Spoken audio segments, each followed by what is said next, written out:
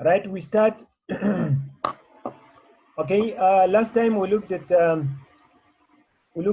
precipitation reactions, and we said precipitation reaction is a reaction in which one of the products is going to form a solid, and that solid becomes suspended in the solution.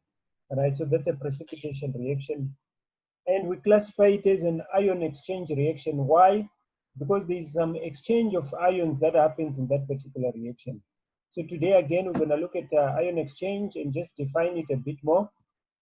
Right, ion exchange reactions. So ion exchange reactions um, can be represented by AB plus CD to give you AD plus CB. So what has happened here?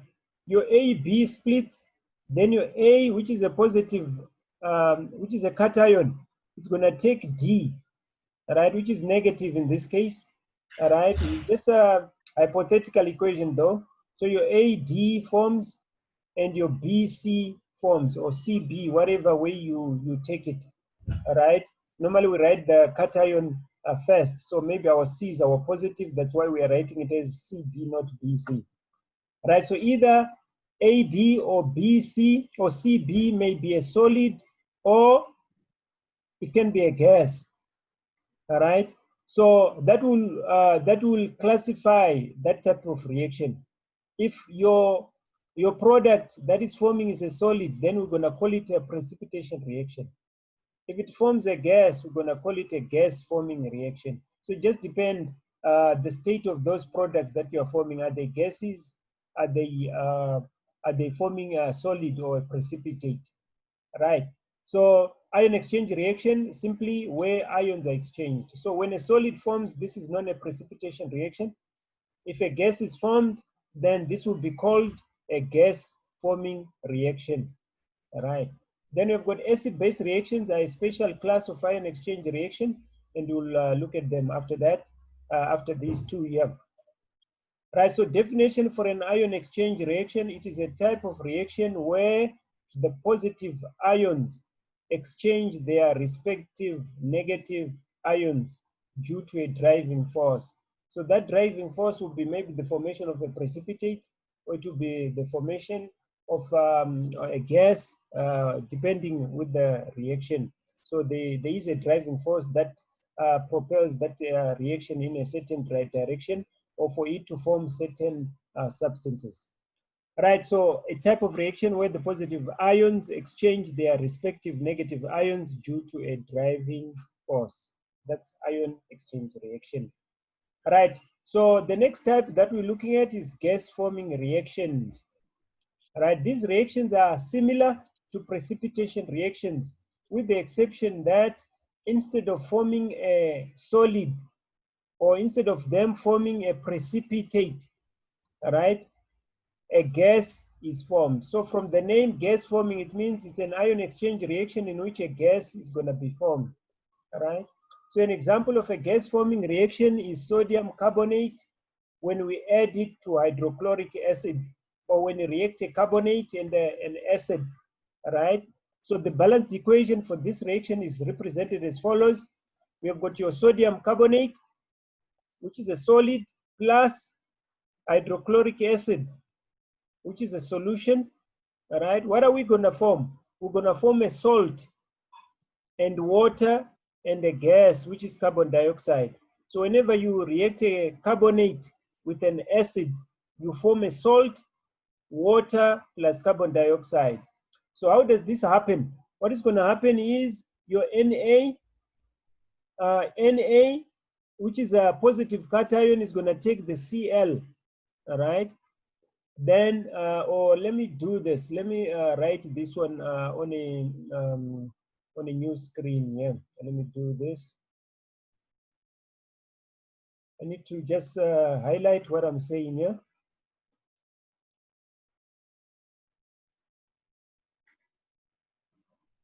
All right.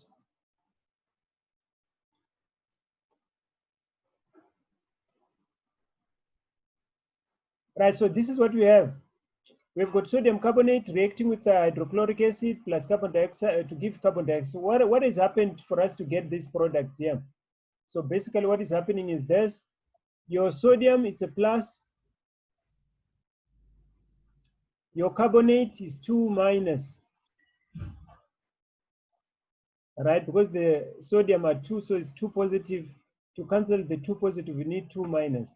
Your hydrochloric acid, it's a plus. Your chloride, it's a minus. Right, so what is going to happen? Your sodium, Na plus, sodium ions are going to do ion exchange. So it's going to take the negative here. So that results in the formation of sodium chloride, NaCl. That's the salt. What is a salt? A salt is a substance that is formed, it's an ionic compound formed as a result of the bonding of an anion and a cation. The anion is normally a non-metal and the cation is a metal. Right, then what is going to happen here? The CO is going to disintegrate this one. It's going to decompose into carbon dioxide. So we're going to get your carbon dioxide. And the remaining oxygen is going to bond with the hydrogen to give us water. So here we're going to have carbonate decomposing or disintegrating into carbon dioxide and water. So sodium takes the anion here, which is your sodium chloride, that's your salt. Then it forms a gas plus water. So this is how you determine whether it's a gas forming. There must be a gas. Because of that gas that is being formed there, that's why we call it a gas forming reaction, because a gas is produced. So this is what happens when sodium carbonate reacts with hydrochloric acid. This is just an example. So in an exam, you can find different, as long as you see a gas being formed here, then you must know that reaction becomes gas forming. But don't always conclude it's gas forming. There are other reactions that we're going to be looking at, right? So you need to conclude whether a gas was formed and is it an ion exchange reaction, because there must be exchange of ions. If then there was no ion exchange, then you might not be able to classify it as gas forming. You have to be careful, because we're going to look at acid-base reactions. We're going to look at redox reactions as well. So you need to check all of those that are the conditions are satisfied for us to classify it as such. All right, then we'll go back to that handout that I was on. Right, so that's gas forming example. Then a typical gas forming reaction is the reaction of acids and carbonates, which is the same as what I've done. Just looking at a different one, you've got calcium carbonate and the HCl again. So what is going to happen? The calcium is going to take the chloride to form the salt, which is calcium chloride. Then the carbonate forms carbon dioxide and water, hydrogen coming from the acid. That's what we have. All right, you check again the states: calcium carbonate aqueous, hydrochloric aqueous, calcium chloride aqueous, carbon dioxide gas, water liquid. So a gas is being formed. So this is gas forming since there was ion exchange taking place here. So we classify it as gas forming. All right, then a full, yes. So I wanted to ask, so Yeah. so you first like balance like what you said before, the A and the, I think the A and the D, right? Or something like that. Like in this case, it was the Ca balancing with the Cl. With the Cl, yes. You have to write the correct formula for that substance, yes. Okay, and then we automatically see that we're gonna form a gas with the CO2. CO2 because of the carbonate, yes. So this one you must just memorize And here. Your carbonate will form carbon dioxide and water. okay, Always. because one oxygen will be left over. Yes, so that oxygen will now bond with the hydrogen that is left unbonded here. Okay. Yeah. Okay. Yeah. Let me just check. Someone is sending a message. Can I also have nitric acid added to it to have gas exchange? Yes, you can. You can. So the acid that we're gonna react here, you can use any acid. You can use sulfuric acid. You can use nitric acid. Then you must just know what salt you're gonna form here. All right. So you're gonna form calcium nitrate. So let's see if I can just do this one. I may be using a different acid. Let me do it here. Okay, so basically what we are saying is let's say I'm reacting, let's change sodium to magnesium. I'd say magnesium carbonate. Magnesium carbonate, I know the ratio is 1:1. So here it's 1:1 plus, let's say I react with nitric acid. Nitric acid is going to become HNO3. I can use any acid. So I'm going to have HNO3, right, to give me my product. My product, I must form a salt. And the salt is coming from the metal and the non-metal. So magnesium, I know it's 2 plus. Carbonate here is going to be 2 minus. H is going to be plus, and nitrate is going to be minus. So there's going to be ion exchange here. So magnesium is going to take the nitrate here. So my product here is going to be magnesium nitrate. So it's going to be Mg. But I need to check now. My charges, here I've got a 2 plus, here I've got a minus. So the ratio is 2:1. So it means the nitrate must be 2 to balance the charge, and magnesium is going to be 1. Remember from what we did, crisscross. Mg, we've got 2 plus, and the nitrate, your nitrate is minus. So minus. How many positives do I have here? 2. How many negatives here? 1. I do the crisscross.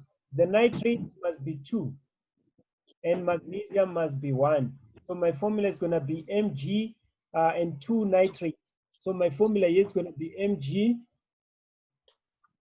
open bracket, nitrate, NO3. And these NO3s must be 2. These must be 2. Because I said Mg must be 1 and the NO3 must be 2 to balance the charges. So that would be the formula here. Let me just make this one red as well. All right, plus, now we go to the carbonate. Carbonate is going to form a gas, so it will be carbon dioxide. Plus, now we've got hydrogen left and 1 oxygen here. That will form water, so it will be H2O. So these are your products that you form. Right, then what is left for you to balance this now? Right, so you know this was maybe if it comes as a solid, you write solid. If it comes as a solution, you write aqueous. Aqueous. This one becomes also aqueous. But this one here becomes a gas. This will be a gas here. Because carbon dioxide is a gas. So you're going to see bubbles. And this becomes a liquid. Water is a liquid. Right. Then you put your AQs. Then you balance your equation. How do you balance? You check magnesium here is 1. Magnesium is 1 balanced. Your carbon C is 1. Your C here is 1 as well. So it's balanced. Then we go to nitrate. Nitrate, NO3. Because it's going as a group, I can consider it as a group. So I've got the NO3 here, it's 1. But here I've got 2. So I need to put a 2 here. All right. So the nitrates are balanced. Then I check my hydrogens. Hydrogens, by putting 2, it means my hydrogens are now 2. So also here, there are 2 here. Then the oxygen, I can check it now after. So my oxygen here is going to be 3 plus the 3 on the, sorry, it's going to be 3 here. All right. And here it's going to be 2 times 3 here, which makes it 6. So 6 plus 3 makes it 9. So on the other side, I must also have 9. So it's going to be 2 times 3, which is 6. This 2 times the 3 inside is going to be 6. 6 plus the 2 that I have here, that's 8. Plus the 1 that I have here makes it 9. So my equation is balanced. So I balance it by putting a 2 on the HNO3. Clear? Right. Okay, yeah. We'll move on to the next one. So that's our gas forming. So you can play around with different acids and different substances here. Right, so the net ionic equation is given. So the net ionic equation now, on the net ionic equation, you're only interested in the ones that are bringing about the, you can ignore the spectator ions, the ones that are not changing that much here. So your Ca does not change, all right? Your chloride does not change, all right? Your CO3 changes to CO2. So you just concentrate with the ones that are changing. So you're going to take that plus this, all right? to give you carbon dioxide plus H2O. So that's your net. You can ignore the spectator ions, the ones that are remaining the same both sides. You can ignore that and leave them the way they are. You only concentrate with the ones that are changing form here. It was CO3, now it changes to CO2. Here it was H plus, now it becomes H2O. So you concentrate on those ones. That's what you mean by net equation. Clear? Right, then we move on to acid-base reaction. So acid-base reaction, self-explanatory here. It's a reaction between an acid and a base, all right? So it takes place between acids and bases, all right? In general, the product will be water and salt. So how do you know that you are forming, it's an acid-base reaction? Your product must always be a salt and water. So there must always be water and a salt. What is a salt? It's a compound, it's an ionic compound formed as a result of a metal bonding with a non-metal. That's how you see that. So, Yes. so sorry to bother you here, sir, but I think in question 3 of the exercise 21, I think Yeah. one of those like equations was wrong out of the ones we chose because it said NaL. So I'm not sure is that a thing. Oh, it was NaI, sodium iodide. You're talking about this one. You're talking about Oh, NaI. It's sodium I thought that iodide. L. Yes. Yeah. Yeah, so it's not Okay. L, it's I. Yeah, this one is the L, yeah, KCl, yeah. And that Yeah. I, the iodide. Yeah, I see what you mean. Yeah, but I think because it's the typing here, the I and the L, they look the same. Oh, okay. Yeah, so this one is iodide for iodine from group 17. So it's NaI, Okay. but this one is KCl. Yes, okay. All right, then Thank you. we move on to acid-base reaction. So here you're gonna check your product. There must be salt and the water. And please don't confuse with the carbonate one. Carbonate one, there's a salt, there's carbon dioxide, and there's water. So you must see the difference there. Right, so acid-base, there must only be a salt and water. Right, so here we have got sodium hydroxide and hydrochloric acid reacting to give you sodium iodide and water. So basically what is happening here, let me just take a screenshot and explain again here. Quickly, let me see. Okay, first, just to expand here.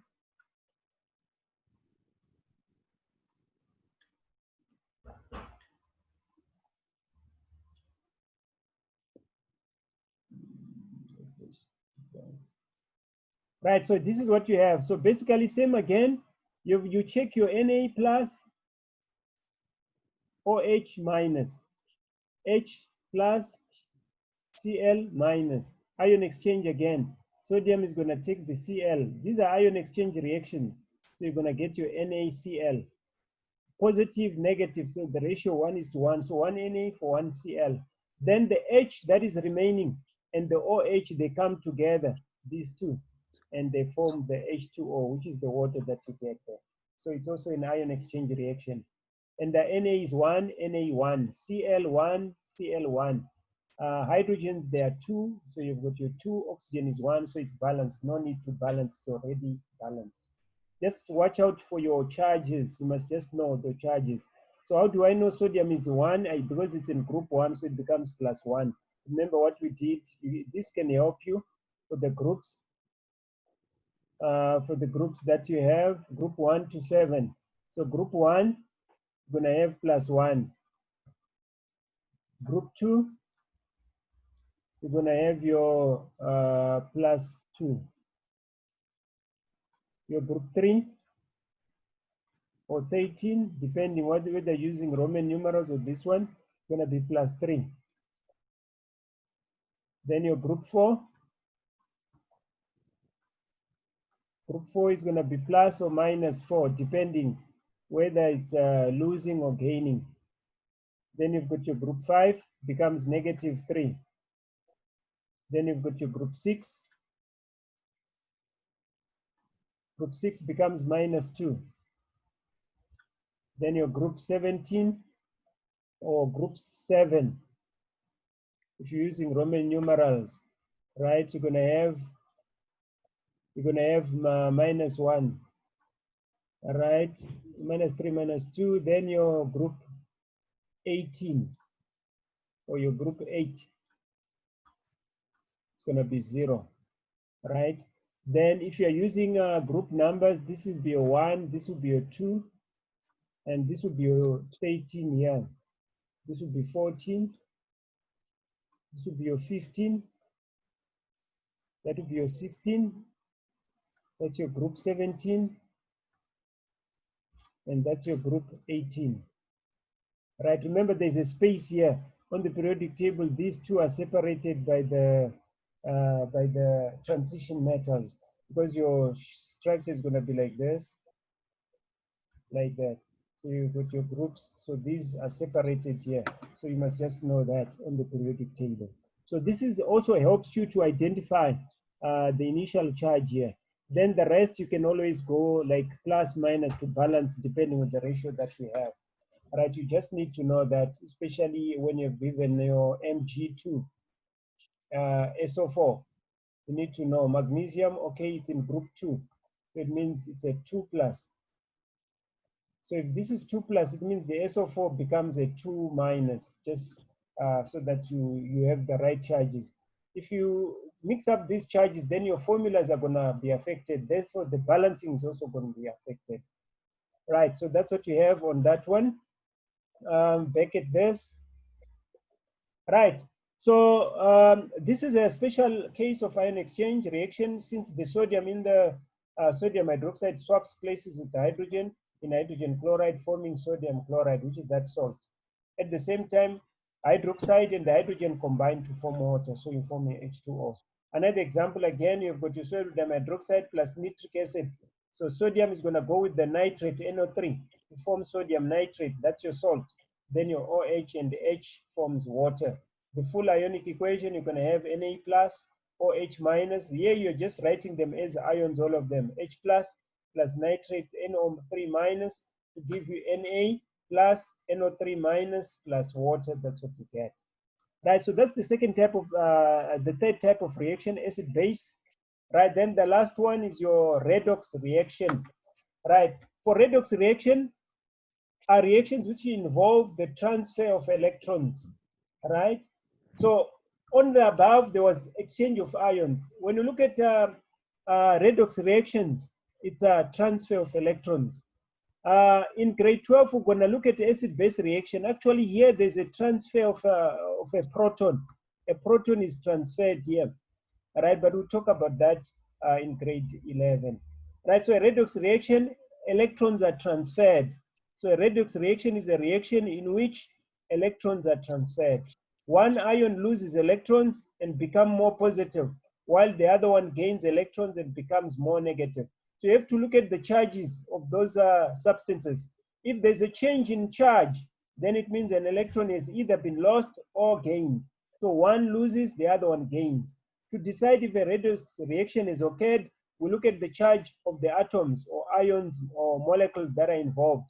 If one of them has become more positive, the other one has become more negative, then we can conclude that a redox reaction has occurred. For example, in this example here, we've got sodium is a metal, it is oxidized. So it's going to lose electrons to form sodium oxide, all right? So let me explain this. Let me take a screenshot just to explain to you. We're not going to go in detail. We'll do that in grade 11. Here you must just identify. You're not going to be asked difficult questions here, all right? You're not going to be asked difficult questions. Because we're not going into too much detail here. All right, so let me just explain here what is happening here. Right, so basically what we do, according to redox rules or rules for oxidation numbers, an oxidation number is a number that is assigned to an atom or an element. All right, so elements, when they are not bonded to anything, we give them a charge of 0. We give them a charge of 0. So sodium is not bonded to anything, it's just sodium on its own. So we give it a 0. Anything that is diatomic as well, we give it a charge of 0. So anything, if you see nitrogen N2, right, its charge is a 0, right? But if we've got NH3, now we can start to assign numbers now because it's bonded to something here. So oxygen is a diatomic, we're gonna give it a charge of 0 as well. All right. Then we come to this. Now sodium is bonded to oxygen. We know sodium is in group 1, so it has a charge of plus. Right? And oxygen, we know it's in group 16, so it's going to have a charge of 2 minus. All right? Now, from here, we check what has happened to the charges. Your sodium was 0, right? Sodium was 0, oxidation number, it became +1. So there's a change in oxidation number for sodium. Oxygen as well. Oxygen was 0, then it became a -2. Right. I'm not going to go much into detail here, but just to explain a bit further, the one that becomes more positive, it means it has lost an electron. The one that becomes more negative, it means it has gained an electron. So basically, sodium lost 1 electron, right? And oxygen, its oxidation number changed from 0 to -2, so it means it gained 2 electrons. So in essence, what does that mean? It means for every oxygen to get 2 electrons, 2 sodium atoms must lose, 2 sodium must give oxygen 2 electrons. That's why the balancing part comes through now. All right, as you can see there, in the formula we've got Na2O. It means 2 sodium atoms must give oxygen 2 electrons for it to have a full shell. Because oxygen, we know it's in group 16, it needs 2 electrons, and the sodium can lose 1 electron. But if it loses 1, then it still needs another one. That's why there are two sodium in that particular equation. So this is what is happening here. So for you to determine a redox reaction, you're just checking whether the signs, the oxidation numbers here are changing here, the charges here, are they changing? Sodium was 0, now it's plus, so there's a change. So it means it's a redox reaction. That's all you need to know. So you just need to identify, given an equation, whether it's redox. How do you check? Just check on the charges, whether there was a change in charges. That's all you need to know. If you look at the previous ones that we had, where we had sodium carbonate, Na2CO3, reacting with HCl plus HCl. Right, what do we get here? We get our sodium chloride. Right, the charge here, what is the charge here? It's a plus. What is the charge here? 2 minus. Right, and your HCl. Then if I form my NaCl here, my handwriting here.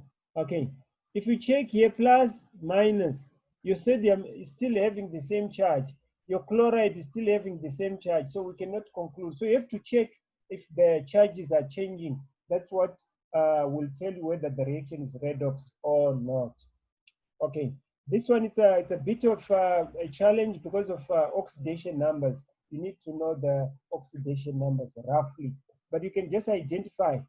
Not bonded 0, diatomic 0. Na now is bonded, so it means here it becomes a plus. Then you can tell that the charge of sodium is changed, therefore it becomes redox. Let's look at another example. Another example of a redox reaction is the reaction between magnesium and sulfuric acid. So you've got your magnesium plus sulfuric acid to give you MgSO4 plus H2. So let me just take a screenshot again. I explained this one. All right, so this is what we have.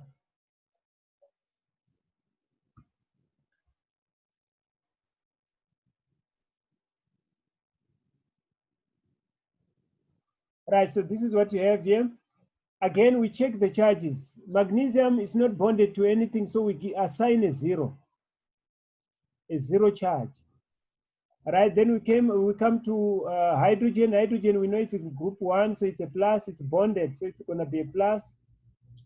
SO4 bonded to 2 positive, so it means the charge on SO4 must be 2 minus.